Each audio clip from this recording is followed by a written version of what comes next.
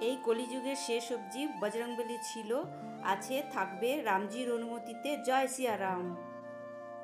যে নতুন অযোধ্যার রাম মূর্তি স্থাপিত হয়েছে সেটাই।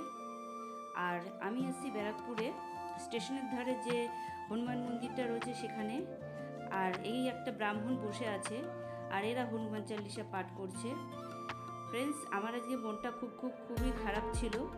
আমি প্রথম থেকে বজরংবলীর পুজো করে থাকি, সেটাই তোমাদের ডিটেলসে আস্তে আস্তে বলতে থাকবো। তার জন্য আমার ভিডিওগুলো পুরো দেখো। আর দেখো, এখানে বট গাছের তলায় বট অশ্বত্থ দুটো গাছই আছে ফ্রেন্ডস। আর সর্ষের তেল দিয়ে দীপ জ্বলছে, এটা 24 ঘন্টা সবসময় জ্বলতেই থাকে। আর দেখো, পুরো মন্দিরটা তোমাদের আমি ঘুরে দেখাচ্ছি। এখানে হচ্ছে শিবজি রয়েছে, ভোলে বাবা তো সবসময় সব জায়গায় থাকে, তো ভোলে বাবার কাছে সব কিছু চাইলে সেটাও তোমরা পেতে পারো। আর এদিকে দেখো জয়মাতা দিও রয়েছে। আর বজরংবলীকে শনিবার দিনকে তুলসী পাতা চড়ানো হয়। বজরংবলী তুলসী পাতা খেয়ে পুরো ভুক মিটে গেছিলো, রামজি দিয়েছিল সেটা সীতা মাতাকে। তো তোমরা সেটা সবই জানো।